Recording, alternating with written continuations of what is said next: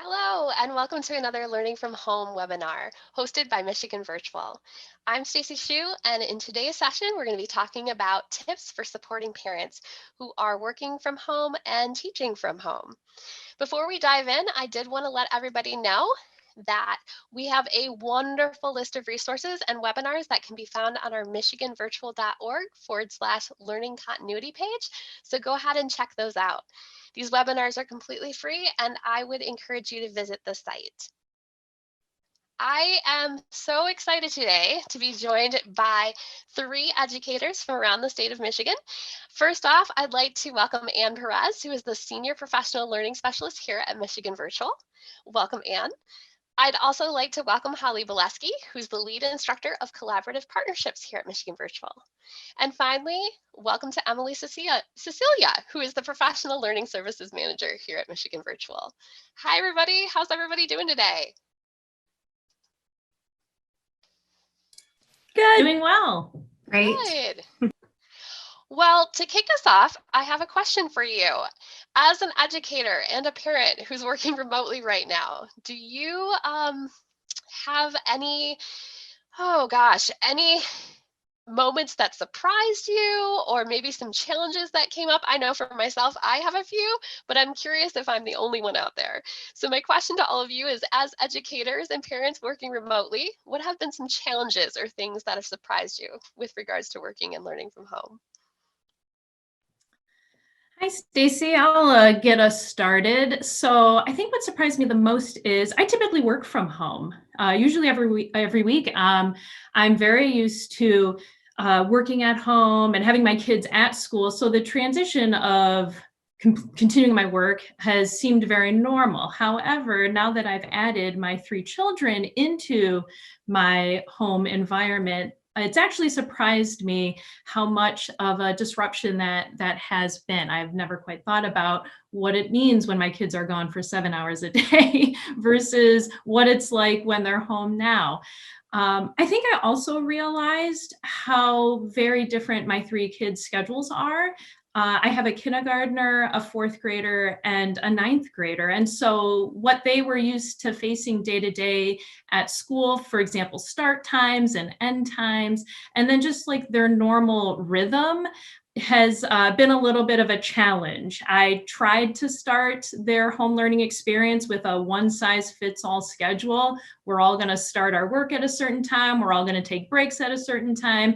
And I quickly discovered that that doesn't work as well as I thought it would. So we're in about week 3 of home learning, and I'm finally figuring out that my little guy needs a little bit of a warm up in the morning and definitely needs to eat 2 breakfasts before he starts his work.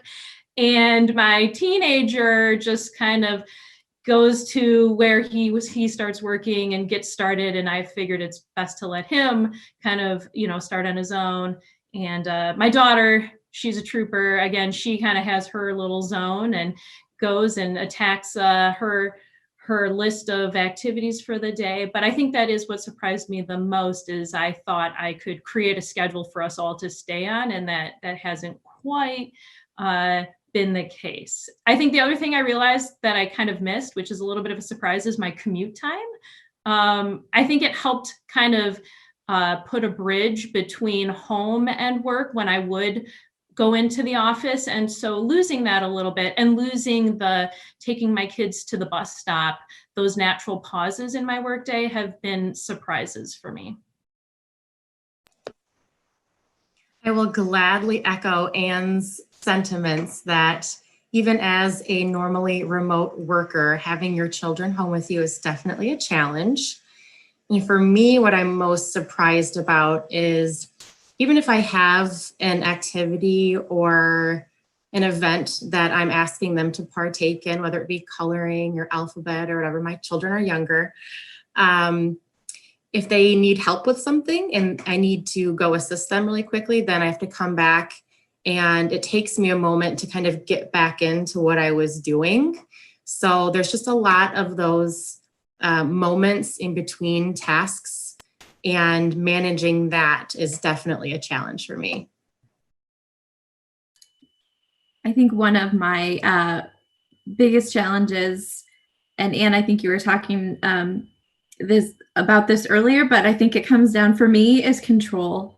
And I like to have things planned out and orderly and to say like, okay, we're going to do this now, and that whole thing. And one of the biggest control issues that I've had to let go is of screen time. I really struggle with that. I don't want my kids on screens all the time, but that's starting to be what happens. And yes, they're doing educational things, and they're watching somebody draw and watching them draw, and they're drawing too. And there's so many great resources out there, but and this isn't anything I've been able to overcome, but letting go of, oh my gosh, my kids are on screens a lot. And that's been really, really hard for me during this time. And I'm still like, I've had to let a lot go. And like I said, it's a daily struggle for me when I work in my room and my husband's downstairs and does a fantastic job with our two young ones. And I come downstairs and they're on devices, and I try and not like, but trying to balance that, I think too, with, and I think we'll get to this later, but at lunchtime, we've been going outside and playing soccer or something like that. So I feel better about that. So kind of balancing that a little bit, but that's definitely, the whole screen time thing has been a huge challenge for me. Well, thank you all. It's nice to know it's not me over here who is just experiencing all of these these challenges. So as educators, are there any resources you would recommend teachers sharing with parents that might help them with learning from home? I can kick us off with this one. So actually, I was talking with a fellow teacher this morning, and she was talking about using choice boards with her kids and how here are the things you have to do, but letting them choose either the order or, maybe some of them are optional. So I think offering choice. And so if you're not familiar with the choice board, it's either a list of activities or it can be a tic-tac-toe board, and they get choice in what they do. So maybe they need to do 3 of the 9 boxes, or they need to do 6, or they need to get like a tic-tac-toe in a row to do those activities. But I think what it really boils down to is letting students choose, letting your kiddos choose in some of the activities that we do. My kids, we use a checklist, and they don't have to go in order, but it all needs to get done at some point. So there's an element of choice there. And I think that's really important. And it kind of goes along with my control comment earlier. Another resource, and this is one that I just learned about last week, and I think we're going to include it in the notes, is Randy Sprick, who is the founder of CHAMPS, which is a positive behavior intervention support element that they use in schools. If you're not familiar with it, PBIS. He did a whole webinar on parenting from home and positive behavior supports. And it's a long webinar. I sat through it. I thought it was really helpful. It's not educator specific. So if you don't know any of the acronyms that I just said right there, you are in good company. And we'll put that YouTube link there. But I thought it was a really great resource. It addressed a lot of like behavior items that we might be struggling with as parents. So I wanted to share that. I think something that has been helpful for me that my kids' teachers, especially the younger ones, have shared with us is somewhat of a pacing guide or a pacing template almost. It, especially for my little guy, Charles, when assignments or activities are kind of listed out or suggested for the week. Sometimes it's hard for me to know if he can just sit down and do 5 of these things in a row, or, and as I'm spending more time with him, it's more like we need to do small little bursts of work.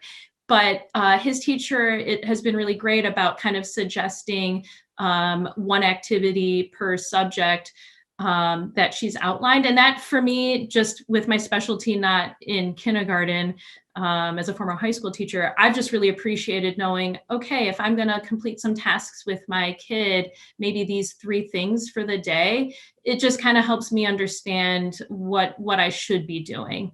and the amount that might be appropriate for him to accomplish.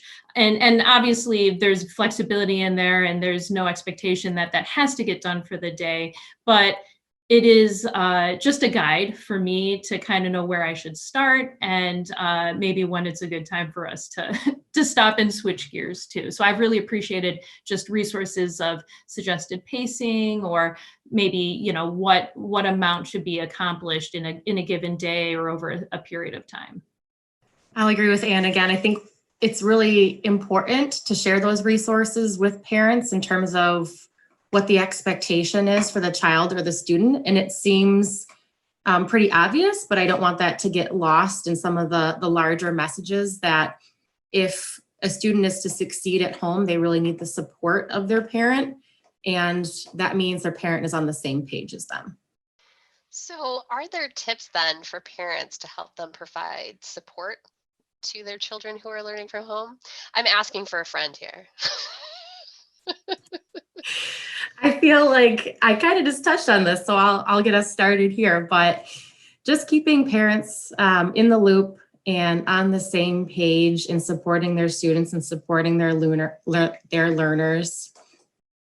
And again, this might be another obvious thing, but that might mean as a parent checking in with your student a little bit more frequently. I think when they're in a face-to-face classroom, they have the support of that teacher in a physical sense, and they might be missing that support when they're in a virtual setting or an at-home setting. So just checking in with them more and seeing with your own eyes what's going on and offering them support where you can. They're going to need it in these times. I think Holly and Ann both brought this up earlier, but the idea of chunking and making things into smaller bite-sized pieces. So looking at what tasks or activities that your kiddos need to do throughout the day or for their lessons, and maybe helping them manage that. And, you know, maybe like we do this, and then we go outside and play, or you're in screen time, whatever it might be a motivator for them, but chunking it out to help them. So it's not really long periods of, especially for your little people, but your older kids too, right? Like we don't want them on a screen for hours and hours at a time, right? We know that's not best. So chunking things out and helping them kind of go through some of those activities. And like I said, I think any place you can offer choice is always really, really helpful. You know, Holly, you got me thinking. An actual recommendation from my son's school was that as a parent, when I check in with him and he tells me, they encouraged us as parents to even say, oh, could I see what you've done? Just to kind of keep a little accountability on both of us, one for him, so that he just doesn't tell me that he's completed something, but two, for me to really see what he's involved in now.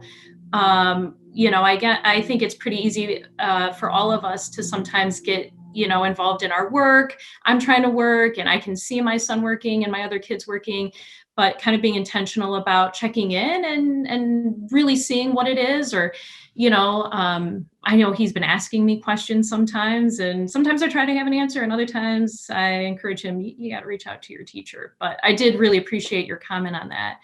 The other thing I was thinking, and if possible, it is something we did, and my kids all have like a desk in their room. And in the normal situation, I always encouraged my two older ones to kind of do work in a quiet place. However, given this situation, we've kind of brought the home learning down to the first floor, which is where we all are during the day. And part of that is just so that they're not isolated. They're so used to being in a classroom with 30 other kids. I didn't want to just necessarily have them do their work by themselves in their room. What that meant was we had a small table that I brought up and put into our family room, and so gave my daughter a little workplace and cleared the play table for my little guy Charles, and Josh is on our dining room table. And then my husband and I kind of have our respective home offices too. But what I have found is that kind of allows us to check in with each other a little bit more regularly and just have a feeling that we are kind of working together in a classroom, maybe, even though we've got all levels happening. And the other thing I think that I know I've had to constantly remind myself, and we've hit on a few times, is just allowing for flexibility in scheduling, but at the same time trying to maintain some kind of schedule. I know my kids have really needed that.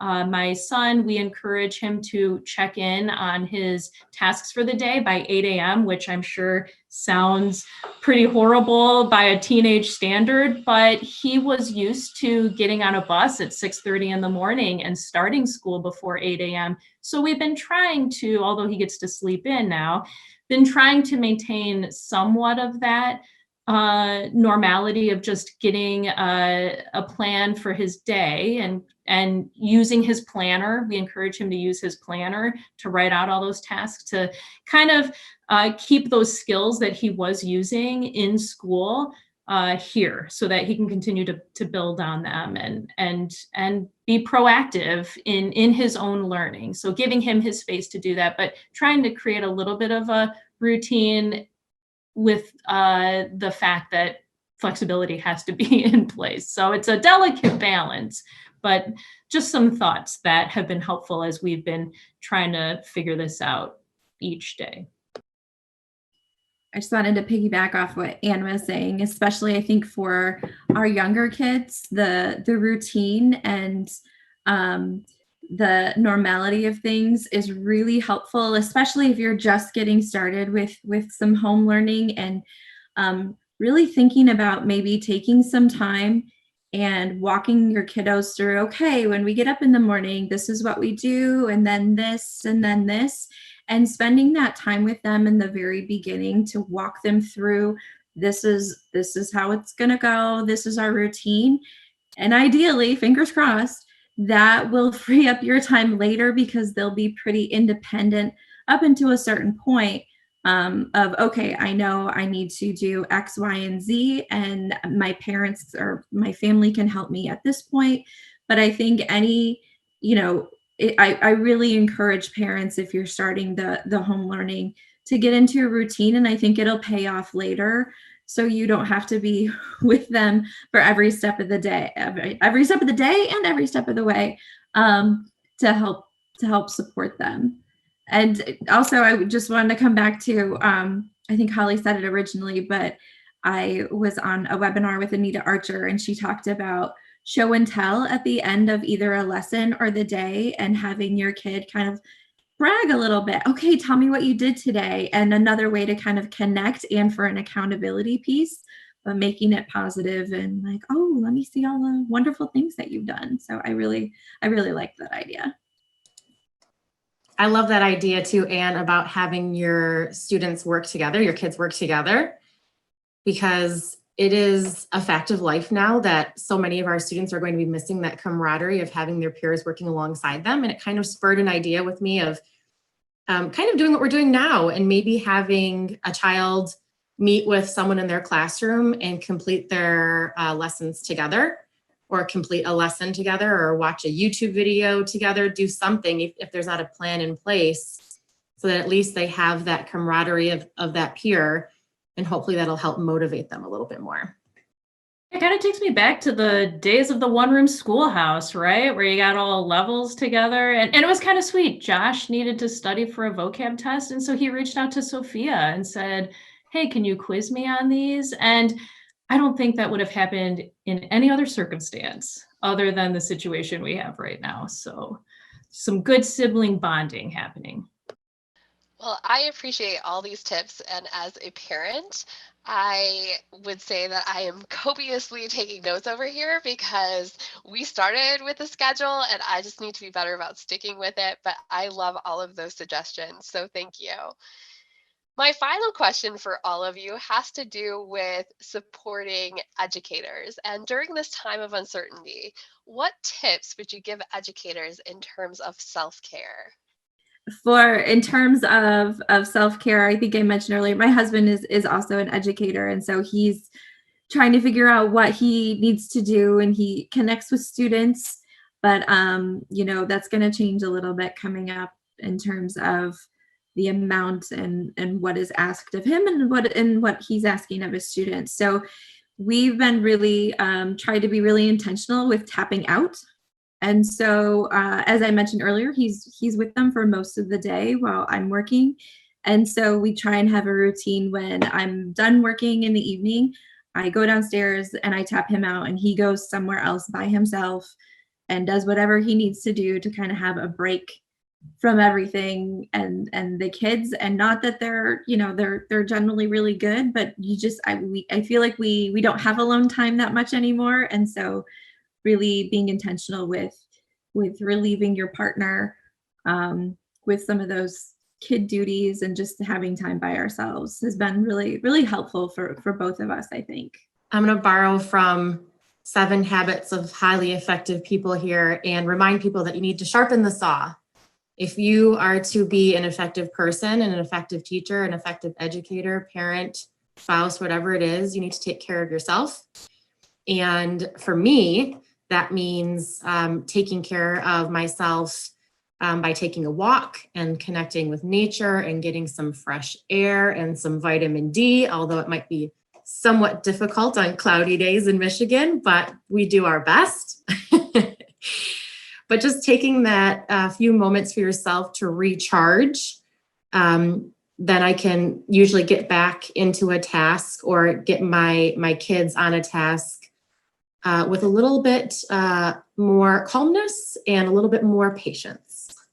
Yeah, I think I would just kind of reiterate what both Emily and Holly were saying about just being mindful about the fact that we need breaks. We need to recognize that even though we are now working at home and teachers are always working, they were working in the classroom and then they were dragging their work home, and that can feel kind of like you're in a normal situation, but it is a different situation now. And just being mindful of that and giving yourself the permission to care for yourself, to taking those walks, to tapping out and supporting your partner or being with your kids because you just want a little bit of that energy, and everyone needs a break from the devices and from working and from learning, and just maybe even recognizing what it is that you need in order to do that. So and maybe the final word is just grace, giving grace to yourself and grace to your family members and grace to your students.